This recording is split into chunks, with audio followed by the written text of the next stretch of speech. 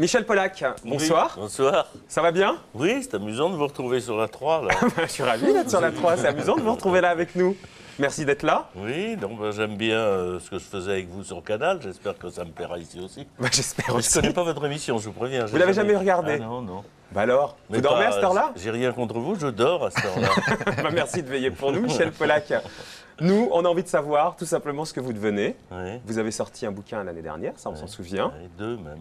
Non, oui, mais... 3 même. 3 en un an? 3, personne ne le sait, mais il y en a eu 3. Mais alors, vous les avez vendus à qui, ces bouquins, Michel Polac? Personne n'est au courant. Moi, j'ai le souvenir d'un. Vous étiez insulté avec Daniela Lombroso, d'ailleurs, sur LCI. Le journal intime, oui, au PUF. Et puis, du coup, j'avais écrit La Luxure aussi, qui a été réédité en poche au printemps. Et puis, il y a Flammarion qui a réédité, sans me prévenir d'ailleurs, un roman de moi qui s'appelle « Maman, pourquoi m'as-tu laissé tomber de ton ventre ?» Oui, c'était juste des rééditions, c'était pas des romans que vous aviez... Enfin, il a 30 ans le bouquin, c'est comme si personne ne le connaît plus, ce livre.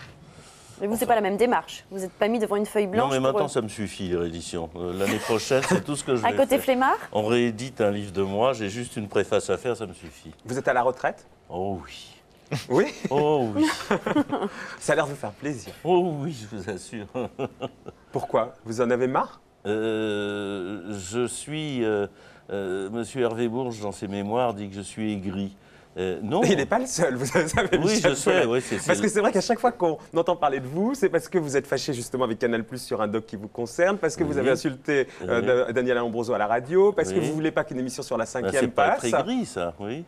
C'est de quoi, alors? Rebelle? Sur la 5e, j'ai empêché une émission de passer. Riposte. Ah, Riposte, ah oui, oui. Vous voyez, vous oubliez. Oui, oui, non, mais c'est eux qui n'ont pas voulu la passer. Moi, je voulais qu'on la passe sans la censurer. Oui.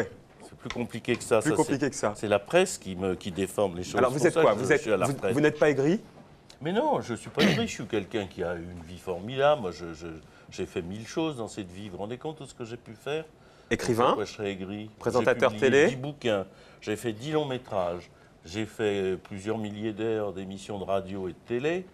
J'ai fait du journalisme. J'ai voyagé. J'ai connu des femmes superbes. Pourquoi je serais aigri? Vous allez déclencher une ola. Hein? Vous allez déclencher une ola pour Michel Polac? Allez, ça part de là. Mais je suis aigri contre le monde qui va mal, quoi. C'est-à-dire que je vois la fin du monde arriver. Alors évidemment, je suis un peu aigri de voir que les hommes... La fin du monde arrive comme vous y allez. Et on ne nous aurait pas prévenu. Mais non, ça va peut-être prendre encore un siècle. Hein. Ah, d'accord. Mais un siècle dans 5 milliards d'années, c'est pas grand-chose. Hein. Vous êtes énervé contre quoi dans ce qui nous entoure aujourd'hui? Je ne sais pas, contre la télé, par exemple. Bah, vous la regardez pas, vous dites que vous la regardez très peu. Le peu que je la regarde, je suis ahuri de voir que évidemment, vous ne regardez pas. Non, de temps en temps. Je regarde le zapping de Canal+, ça me permet de faire un résumé. C'est réducteur, hein, le zapping de Canal+, si on peut se permettre. Il n'y a pas besoin d'en voir plus. Mais vous êtes énervé contre quoi, alors, à la télé? Vous qui avez été une référence. Non, vous dites, là, vous venez de me dire, je suis énervé parce que je vois la télé, notamment dans le zapping. Parce que la télé, aujourd'hui, traite de sujets qui sont sans intérêt. Je veux dire, moi, je suis venu aujourd'hui pour vous soutenir, parce que j'ai lu un article où on disait que vous attaquiez les hommes politiques agressivement, comme vous l'avez fait d'ailleurs à l'instant. Oh, je n'étais pas agressif du tout, Michel Polac.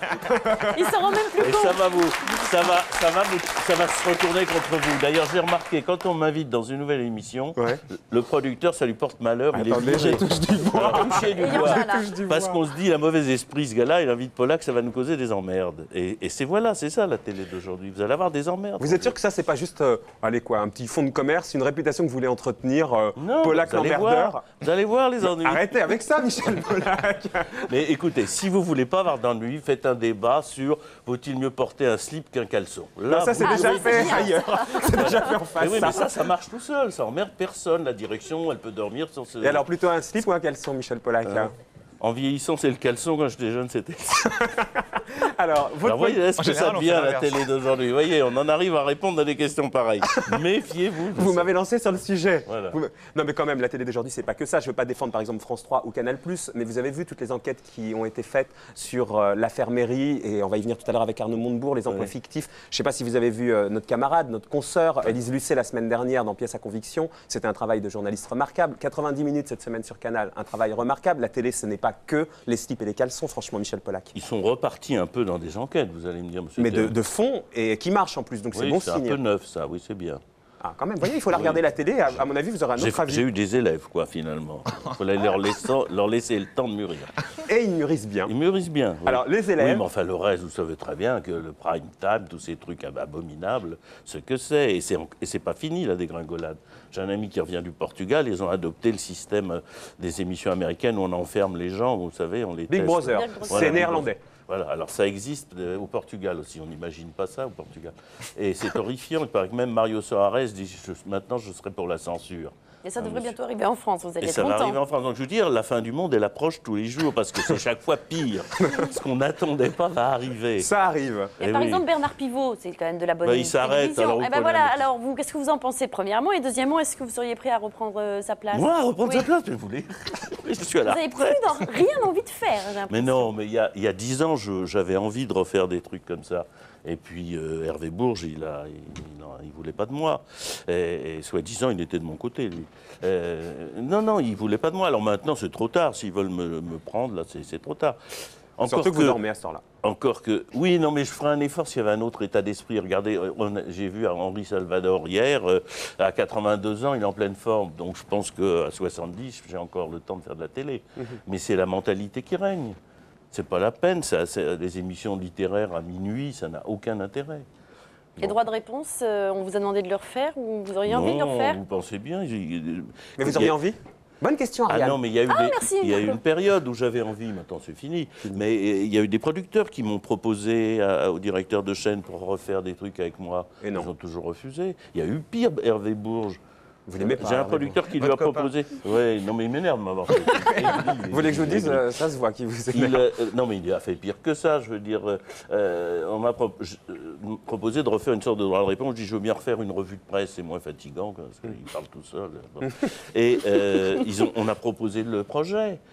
Hervé Bourges, il a pris le projet et il a pris Daniel Cotta, là, Michel Cotta. Polémique. J'allais dire Daniel Lombroso. Non, mais ça, c'est sa responsabilité Non, mais il a été obligé de me patron Pas de du tout. chaîne. Il y avait un projet écrit, il a été obligé de me verser des indemnités. Qu'est-ce que vous croyez? Combien? Je vous ai déjà fait le coup une fois, vous vous Non, rappelez? c'était pas énorme, enfin ça. Combien? On n'avait jamais eu le chiffre. Hein. Ça, je m'en souviens pas. Ah, Non, c'était franchement, minime alors. Non, Cela dit, ça n'allait pas très loin. Si vous confondez Lombroso et Michel Cotta, il vaut mieux pas refaire droit de réponse. Hein. Ben oui, non, mais de toute façon, avec Michel Cotta, forcément, je suis pas en bon terme parce que l'instant où elle m'a piqué ma place, elle a des problèmes avec moi, elle n'ose pas trop Bon, aller. moi, je connais pas le dossier, donc on va pas polémiquer, parce que je sais pas si ce que vous dites est vrai ou Tout pas. ça n'a aucune importance. Aucune En tout cas, importance. moi, juste pour le plaisir, j'avais envie de repasser des passages de droit de réponse. Je sais ce que vous allez me dire. C'est réducteur, ce qu'on va passer. Ah Droit bon. de réponse, Il va c'était... foutre le cendrier, Ouais, un mec sous ouais. et Non, il y a une pas de manif. Et une manif. Pas de manif. Oui.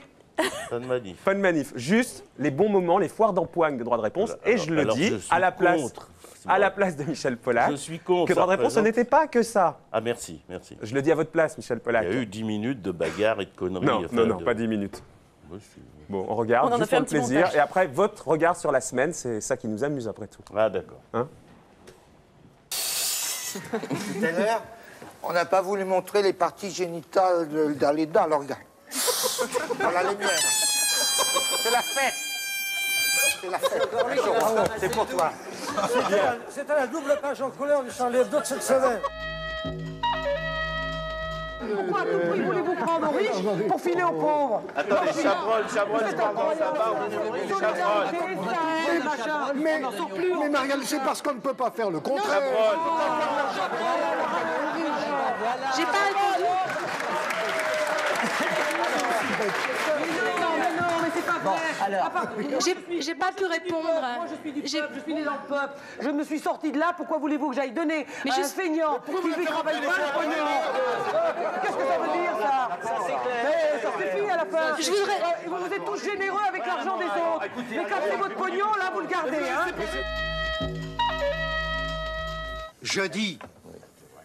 Je dis que ces gens-là n'ont rien à dire.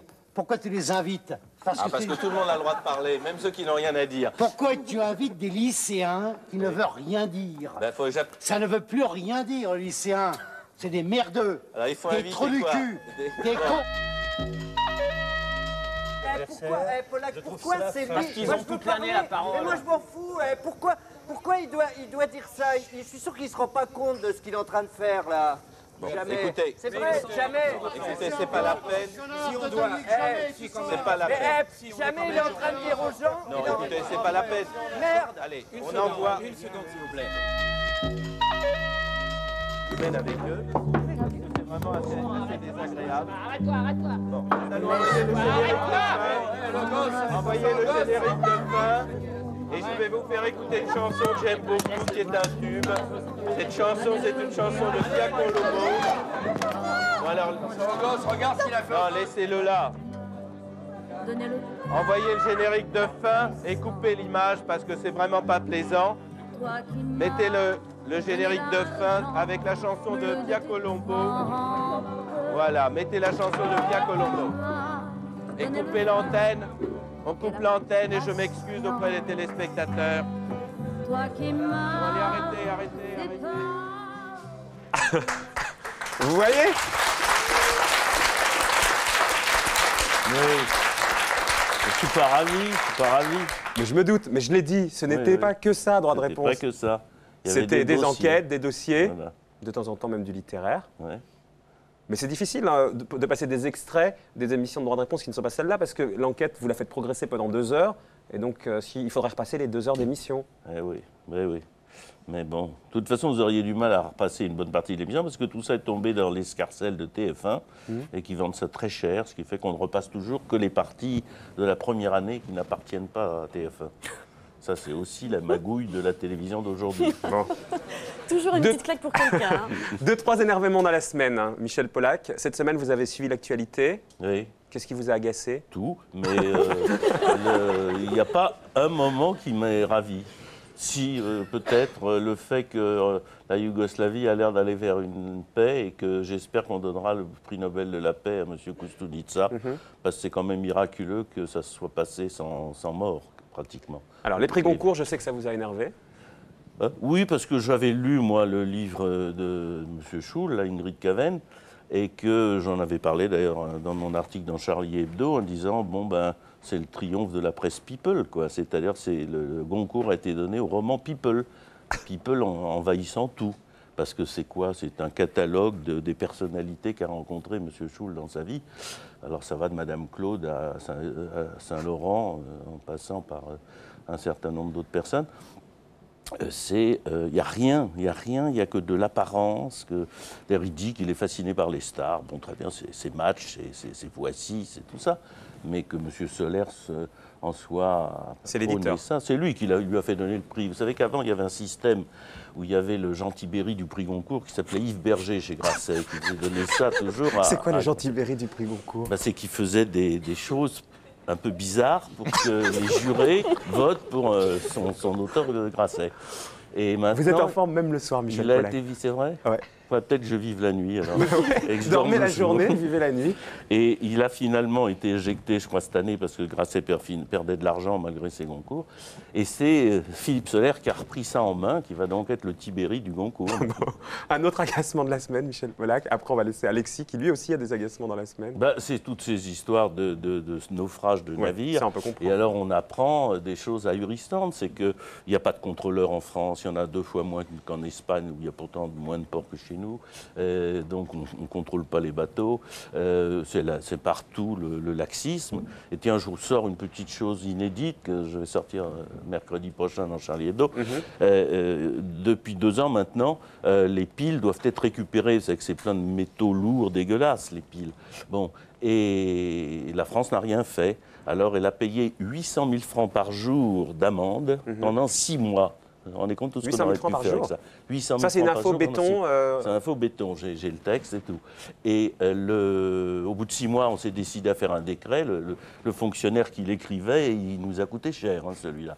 Le décret est sorti, mais n'est pas appliqué. Ce qui fait qu'aujourd'hui, lorsque certains supermarchés vous proposent de jeter les piles usagées dans des boîtes, eh ben, ça part à la poubelle après. Ça ne va pas du tout à la récupération pour ça. Voilà. Alors voilà comment la France est à la traîne et pollue un peu plus. Ça fait quand même 150 millions, ce que vous dites. Ah ben, j'avais pas fait le calcul, je suis incapable. Je l'ai fait pendant que vous parliez, là. J'espère que je me plante pas. 150, non mais vous vous rendez compte? 150 millions. À cause de fonctionnaires qui reculent devant les fabricants de piles, parce que c'est évidemment tous les fabricants de piles qui ont freiné. Très bien. Voilà mes colères.